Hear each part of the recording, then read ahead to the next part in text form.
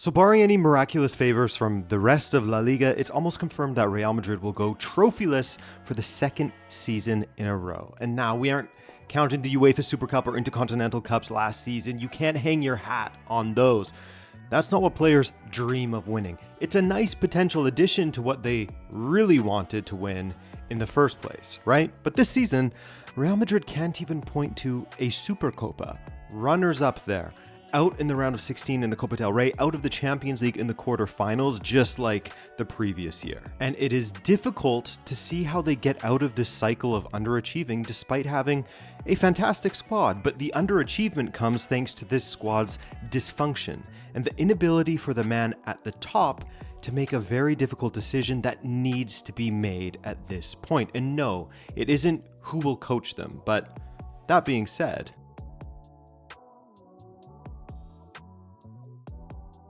and it really will be a hunt because the way things have transpired at Real Madrid, it's difficult to see the people whom they want to sign, the assumed first choice candidates, actually saying yes to Real Madrid. There isn't a strong leading candidate at the moment. Before we get into that though, there's the Alvaro Arbeloa of it all, who at the beginning of his tenure didn't seem like he was long for the Real Madrid world. His first match in charge, that historic Albacete loss in the Copa del Rey, positive results followed, but performances weren't improving.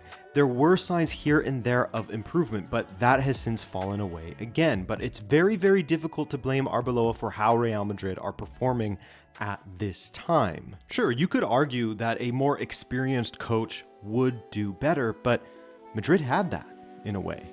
And here's a quote for you. It's a sign that not everything is 100% right there if Xabi Alonso, who showed for more than 2 years at Leverkusen what an extraordinary coaching talent he is, has to leave Real Madrid after only 6 months. And who said that? None other than the forever linked to Real Madrid man, Jurgen Klopp.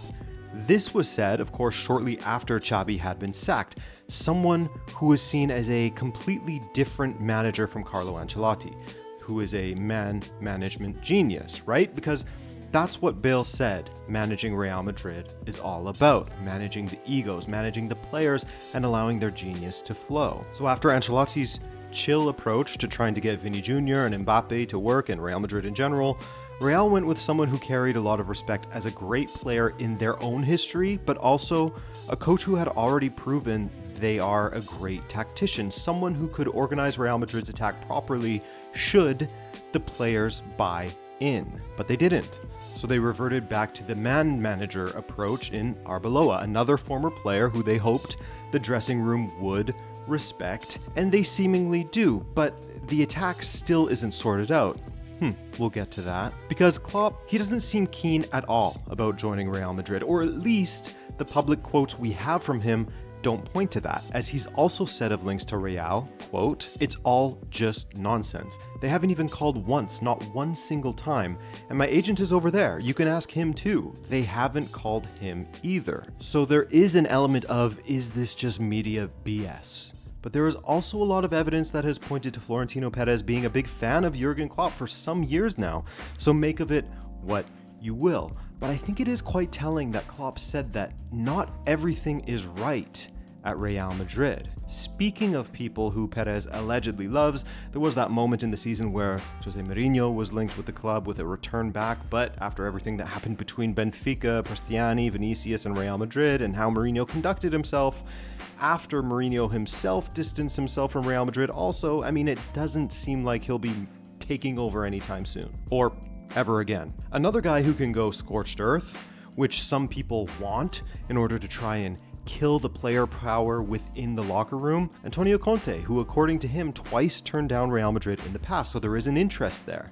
Now, he is one who has no issue leaving a club at a moment's notice, whether he's upset about the budget for signings or what have you. Well, it's usually about the budget. But his contract at Napoli goes until June 2027, and he certainly isn't one to appease egos. You are with him, you will fight for him, or you're out. Not sure he would work at Real Madrid. Another manager whose contract is up in 2027 and who has been linked to Real Madrid, Luis Enrique, I gotta say, this one really feels like a complete pipe dream. When PSG came up against Real in the Club World Cup, he made sure himself to say, quote, "You all know I'm a Barca supporter. I'm still a member. and a Sporting Gijon fan too, so it's always exciting to go up against Madrid. Yeah, he played for Real, but he has also said that when looking at photos of himself at Real Madrid, he doesn't recognize himself. That, plus the potential PSG renewal, makes it a bit unlikely. Again, never say never, but it seems incredibly unlikely, especially when you factor in how at PSG he actively wanted to move away from having big stars in the team. That PSG team works because it is a collective that understands that nobody is above working hard. Nobody is above the team. A few individuals from Real probably wouldn't take to that. Plus, Enrique seems preoccupied with building something even bigger than he already has in Paris, which, I mean, it's hard to think of what that would be. Maybe they join La Liga and win that too. I don't know. They very well could win the Champions League again. They have a shot at it. Tuchel was tempting for Real Madrid, I'm sure, but he just signed a new contract with England through Euro 2028, so that seems very unlikely now. Guardiola could be leaving Manchester City, but would he manage Real Madrid as a proud Catalonian? Again, it seems incredibly unlikely. Guardiola seems more likely to start a career in politics or humanitarian work after leaving Man City than to work with Florentino Perez. And he is someone who could take control of this team, who could demand the respect of the players, but I don't see it. Speaking of which, you have the never-ending Zinedine Zidane rumors, the main rival to Jurgen Klopp when it comes to the constant mentions of them being linked to Real Madrid. Look, would Zidane come back for a third time? It certainly doesn't seem like it, especially with the Zidane links to the French national team, verbal links at least, the strongest we've seen in many years of linking him to the French national team. It seems like it's finally going to happen. That would mean Didier Deschamps would be available, someone who has failed to inspire at times with his tactics with France, but whose resume is unbelievable. I mean, making the final of 2 World Cups and a European Championship. He also won the league with Marseille back in the day, came close to winning the Champions League with AS Monaco, if not for a certain Jose Mourinho.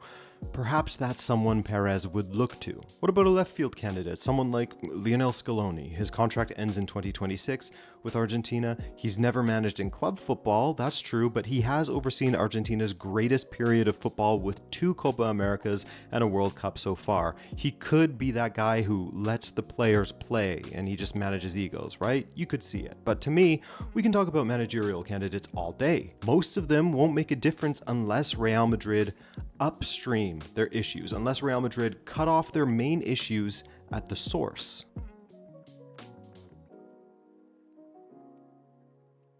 If the head coach of Real Madrid isn't a certain genius, we're talking about a top 1 or 2% of coaches who probably aren't even available to Real Madrid for reasons we went over, then they will never change. Perez will continue to back the players over the manager will take the blame when we all have eyes that can see. There's a big debate between Mbappé or Vinicius, or at least there was last season. But in my opinion, the choice is so clear.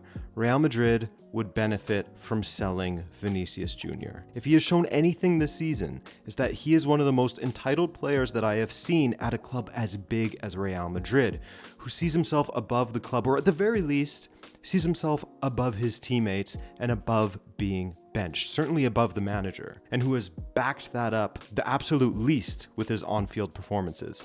In the past, you could call Ronaldo entitled, for example, but Ronaldo backed that up with his performances at Real Madrid. Vinicius Jr. wants that same money Ronaldo got and has done almost nothing since the Ballon d'Or snub, which, by the way, the club messed up in feeding his ego and feeding his entitlement further by boycotting that ceremony. You had Vinicius Jr. having a fit when he would get subbed off by Xabi Alonso, getting substituted when Real Madrid were winning against FC Barcelona, and he goes storming down the tunnel. And at this time, look at where Real Madrid were in all of their competitions. A 7-point lead in La Liga after defeating Barcelona, something they couldn't do the season prior, top of the Champions League, and still competing in the Copa del Rey. Things were going well, and from that moment on, Real Madrid's season just got worse and worse.